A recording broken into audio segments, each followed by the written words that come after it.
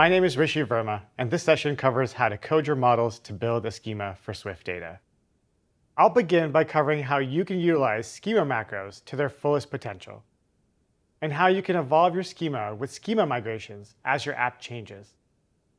Before getting started, please watch Meet SwiftData and build an app with SwiftData, as this content will develop upon the concepts introduced in those videos. SwiftData is a powerful framework for data modeling and management, and enhances your modern Swift app.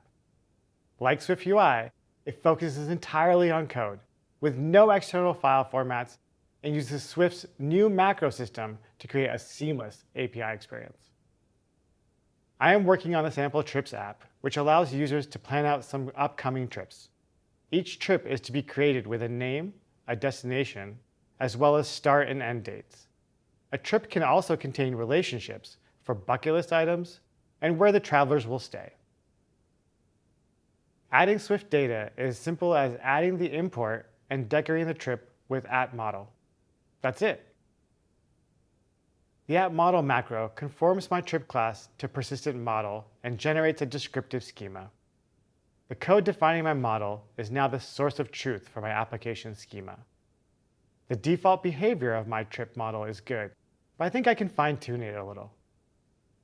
SwiftData's schema macros allow me to customize the behavior of the persistence experience to work perfectly for my app.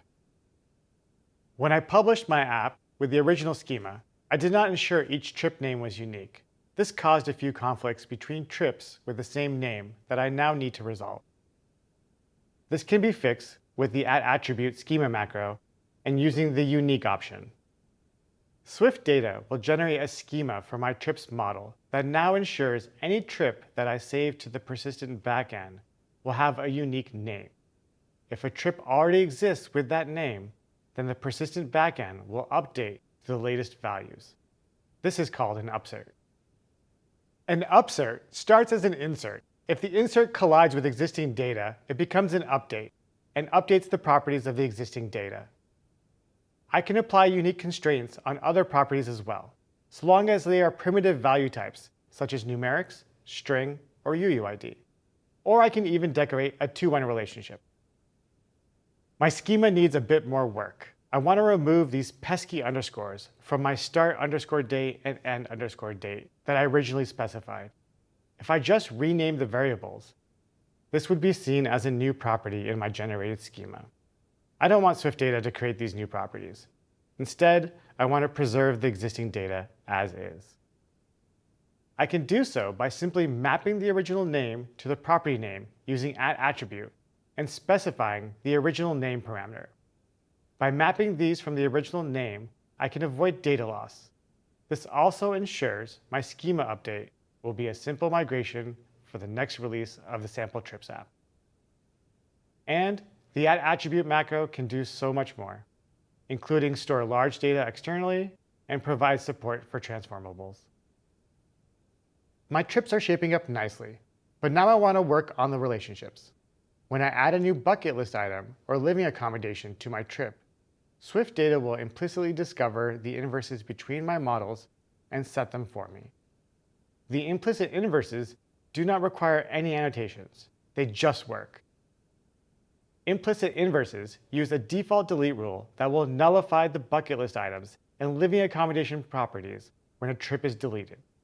However, I want my bucket list items and living accommodation to be deleted along with the trip. I can easily do that by adding the @relationship macro with a cascade delete rule. Now when I delete my trip, it will delete those relationships as well.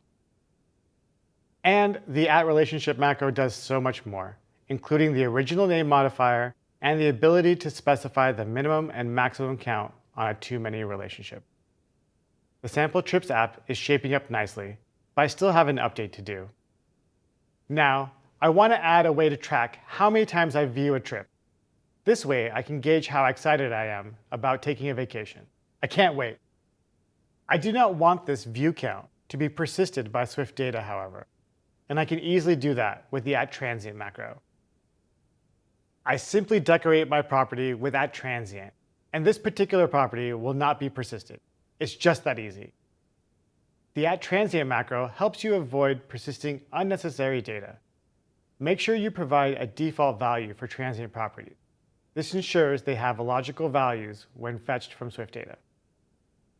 For more information on utilizing these schema macros, check out the SwiftData documentation. The sample trips app schema has gone through several evolutions as I tailored the persistence experience. I need to ensure that my app can handle those updates from release to release.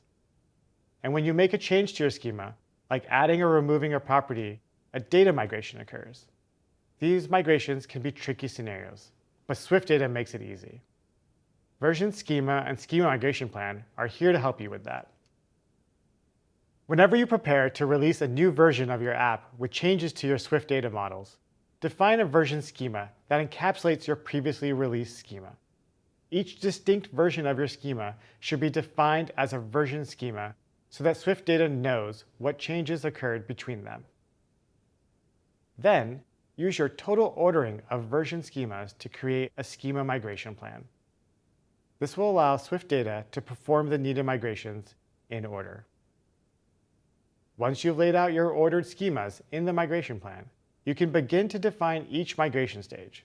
There are two different types of migration stages available to you. The first is a lightweight migration stage. Lightweight migrations do not require any additional code to migrate the existing data for my next app release. Modifications like adding original name to my date properties or specifying the delete rules on my relationship are lightweight migration eligible. However, making the name of a trip unique is not eligible for a lightweight migration. I need to create a custom migration stage for this change, in which I can deduplicate my trips before their names are made unique. I start by taking the original schema from my first release and encapsulating it in a version schema. I name this version schema Sample Trips Schema v1. Each of my version schemas lists the model classes they define. Version 2 of my schema is where I added the uniqueness constraint on trip names. I create another version schema that also encapsulates the changes I made to the trip model class. I do the same for version 3 of my schema, capturing the name changes made to start and end date. Now that I have all of my version schemas, I construct a schema migration plan to describe how to handle the migrations from release to release. It's rather simple. I just provide the total ordering of my application schemas. Then, I need to annotate which migrations are lightweight or custom. For v1 to v2, I need a custom stage, where I can perform an operation before the data is migrated. In the will migrate closure, I can deduplicate my trips before the migration happens. SwiftData will detect when a migration from v1 to v2 will occur, and will perform this closure for me. The other migration for original name is lightweight, so I can add that stage in as well. Now that I've defined all of the details about my migration plans, it's time to perform the migration. I set up my model container with my current schema and the migration plan. And I'm done. My users can upgrade from any version to the latest release, and I've ensured the data will be preserved. I can't wait to use the Sample Trips app to plan my upcoming vacation. Harness schema macros to convey additional metadata for your schema. And as your application evolves, capture those evolutions in a version schema so your app can migrate from any previous release. Check out these other talks, and we look forward to seeing the amazing things you all make with SwiftData. It has been an honor.